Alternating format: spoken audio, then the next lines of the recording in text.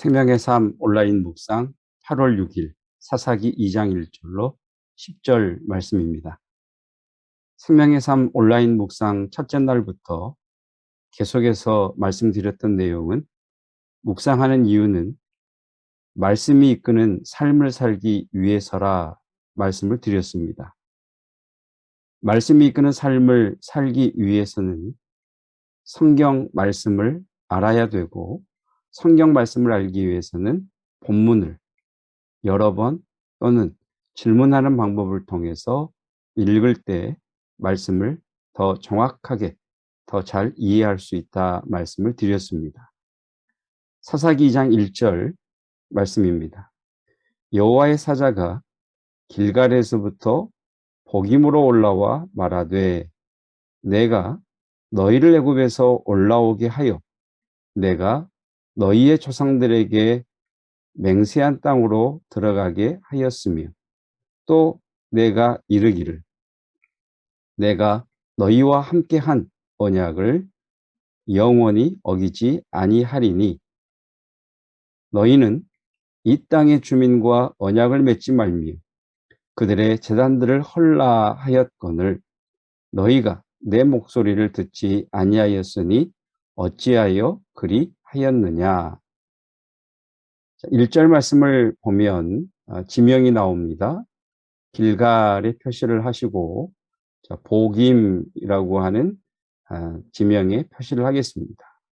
그리고 5절에 가면 다시 한번 복임이라고 하는 지명이 나옵니다. 여기에도 복임에 표시를 하십시다. 자, 여호와의 사자가 나타났다라고 말씀하지 아니하시고 길갈에서부터 복임으로 올라와서 말씀하셨다라고 합니다. 왜 길갈일까? 길갈이라고 하는 곳은 이스라엘 백성들이 광야 40년 여정을 마치고 요단강을 건너 진을 친 곳입니다. 그리고 그들은 그 길갈에 기념비를 세우죠.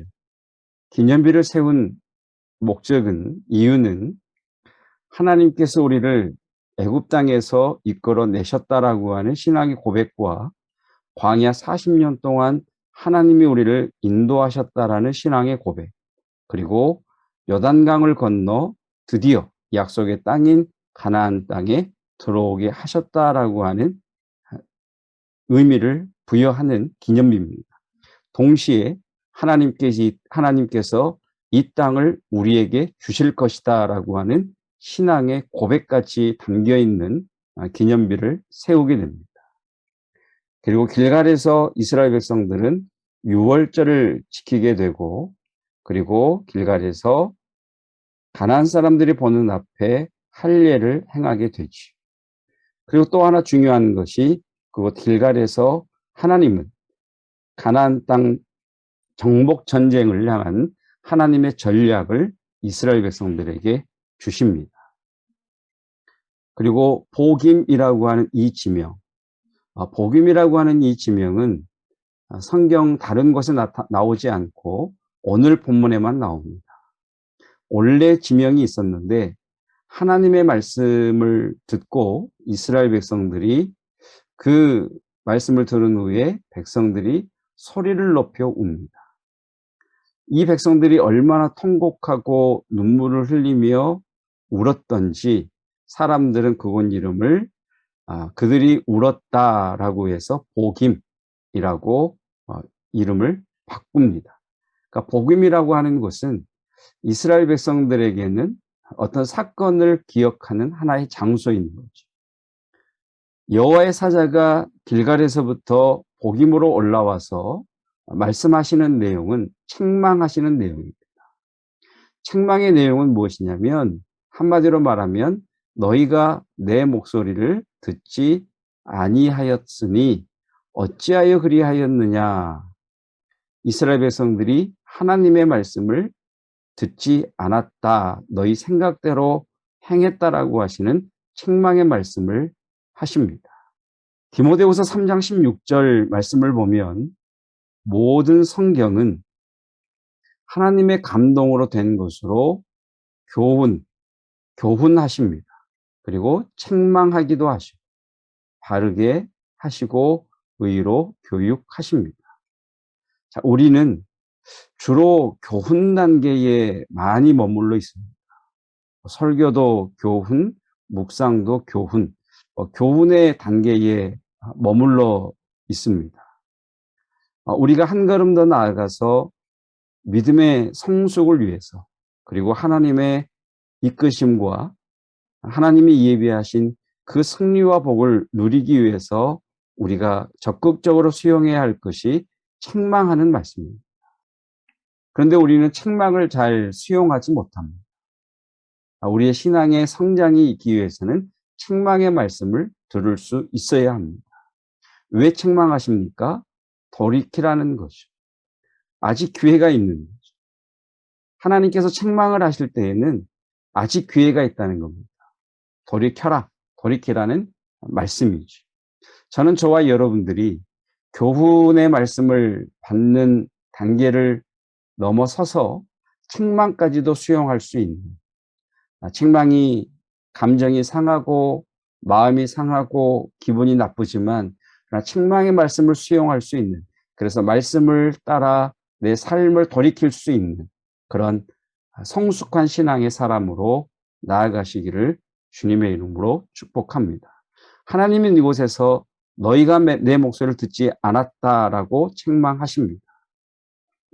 그러므로 내가 또 말하기를 내가 그들을 너희 앞에서 쫓아내지 아니하리니 그들이 너희 옆구리에 가시가 될 것이며 그들의 힘들이 너희의 올무가 되리라 하였노라. 자, 이 책망의 말씀을 듣고 이스라엘 백성들이 보인 반응, 하나님의 책망의 말씀을 들은 이스라엘 백성들의 반응은 두 가지입니다. 하나는 울죠. 백성이 소리를 높여 울었다. 두 번째 반응은 그들이 하나님 앞에 예배를 드립니다. 제사를 드리지. 그러므로 그곳을 이름하여 복임이라 하고 그들이 거기서 여호와께 제사를 드렸더라. 울음과 제사, 울음과 예배지. 자, 보십시오, 여러분. 그런데 이스라엘 백성들은 원래의 지명을 바꿀 만큼 통곡하고 눈물을 흘리고 하나님 앞에 예배를 드렸음에도 불구하고 이후에 그들의 행동은 여전히 동일합니다. 여전히 하나님의 말씀을 따라가지 않고 자기 생각에 옳은 대로 살아갑니다. 회개의 눈물도 있고 회개의 예배도 있는데 회개의 행동이 없습니다.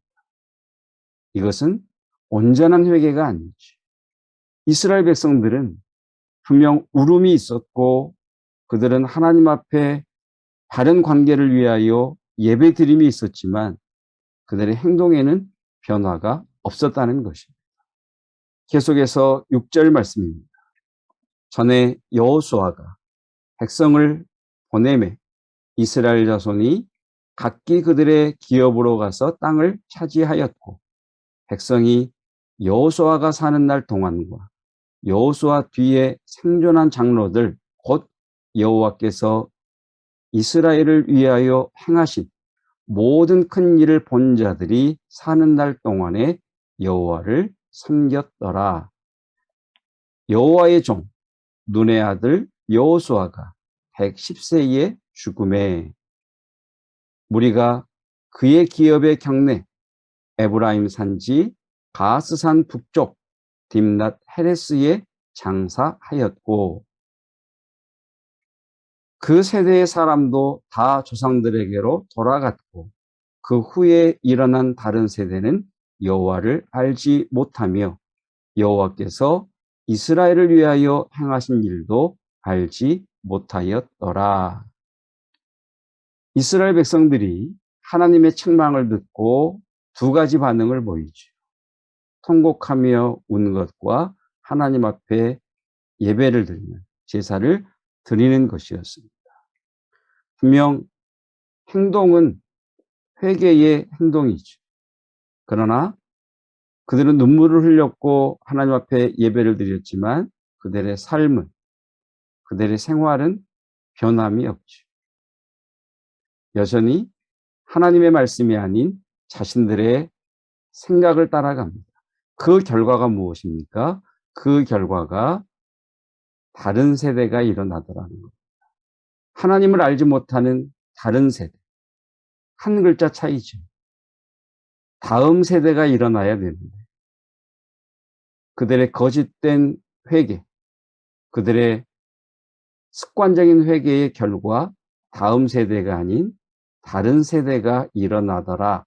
이렇게 성경은 우리에게 말씀하고 계십니다.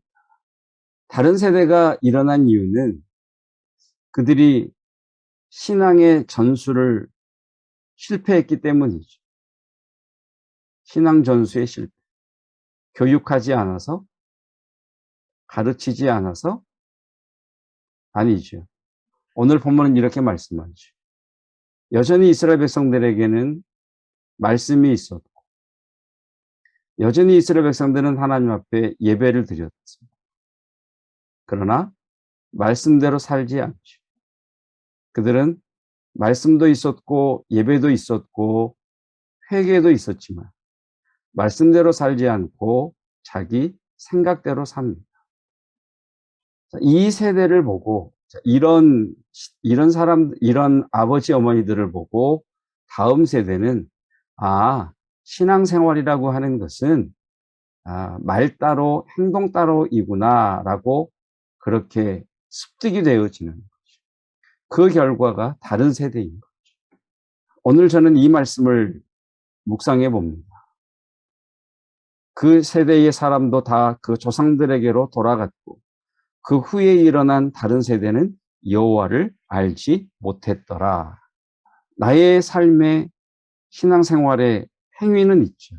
자, 그런데 우리 자녀들에게 나는 말뿐인 신앙인인가 아니면 하나님의 말씀을 따라가는 신앙인인가? 우리의 자녀들은 우리의 말, 어떤 신앙적인 종교적인 행위가 아닌 하나님의 말씀을 따라가는가를 지켜보고 그것을 통해서 그들은 우리의 신앙을 전수한다는 것입니다. 저는 이 말씀을 통해서 하나님의 말씀을 하나님의 말씀에 이끌림 받는, 말씀이 이끌어가는 삶을 살아야 되는 중요한 이유, 중요한 목적을 깨닫습니다. 여러분 어떠셨습니까? 이번 한 주간 우리는 대면 예배로 또는 기존의 익숙한 새벽 예배의 형식으로 예배를 드리지 않고 본문의 말씀을 읽고 그 내용을 이해하는 묵상의 배움을 가졌습니다. 여러분은 어떠셨습니까?